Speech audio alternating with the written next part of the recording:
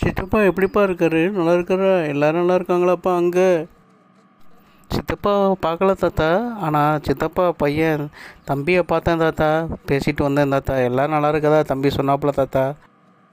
நம்ம வீட்டில் கிஃப்ட் பார்ட்டியாப்பா? தங்கம், வைரம், விலை மதிப்பற்ற பொருளெல்லாம் இருக்குப்பா. பார்ட்டியாப்பா? ஆமாம் தாத்தா. வந்த உடனே அதைத்தான் நான் பார்த்தேன் தாத்தா. எனக்கே ஆச்சரியம் தாங்கலை தாத்தா. இவ்வளோ விலை மதிப்பற்ற பொருளெல்லாம் இருக்கும்னு எதிர்பார்க்கவே இல்லை தாத்தா. ரொம்ப சந்தோஷமாக இருக்குது தாத்தா. எனக்குமே ரொம்ப ஆச்சரியமாகவும் சந்தோஷமாகவும் இருக்குப்பா. எப்படிப்பா அந்த கோஸ்ட்டு நல்ல கோஸ்ட்டாப்பா? நமக்கு உதவி தான் செய்யுதாப்பா? ஒன்றும் பிரச்சனை எதுவும் வராதில்லப்பா? ஒன்றுமே பயப்பட வேண்டாம் தாத்தா. அது நல்ல கோஸ்ட்டு, நமக்கு உதவி தான் செய்யும்.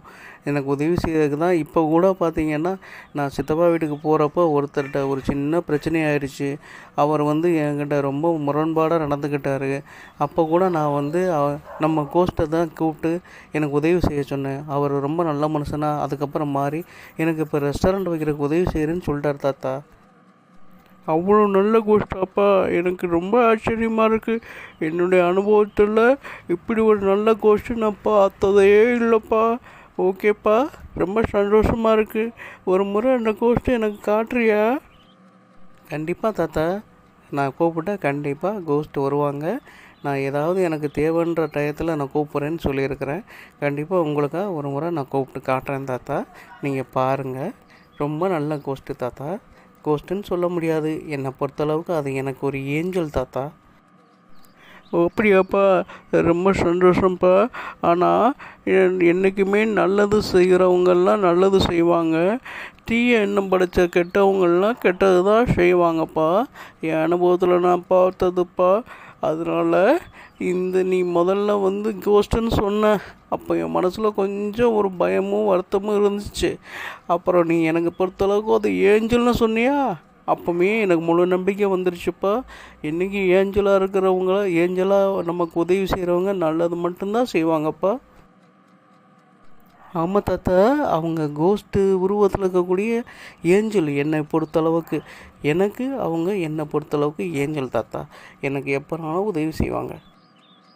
ரொம்ப சந்தோஷம்ப்பா. நீ எப்படி வாழ போறியோன்னு நினச்சிட்டு இருந்தேன்.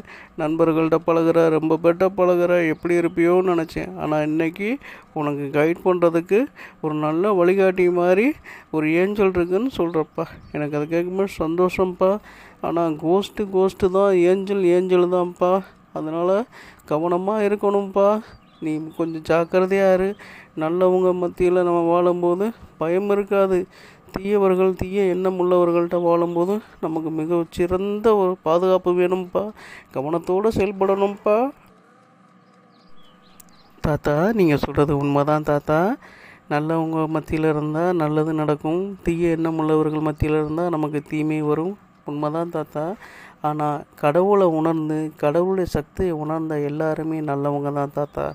அப்படி பார்க்கும்போது இந்த கோஸ்ட் கடவுளுடைய சக்தியை உணர்ந்து தன்னுடைய தலக்கணத்தெல்லாம் இழந்து எனக்கு ரொம்ப நன்றி சொல்லி எனக்கு கிஃப்ட் கொடுத்துருக்காங்க. இவங்க மிகச்சிறந்த ஒரு ஆத்மா, மிகச்சிறந்த ஒரு ஏஞ்சல் என்னை பொறுத்தளவுக்கு தாத்தா.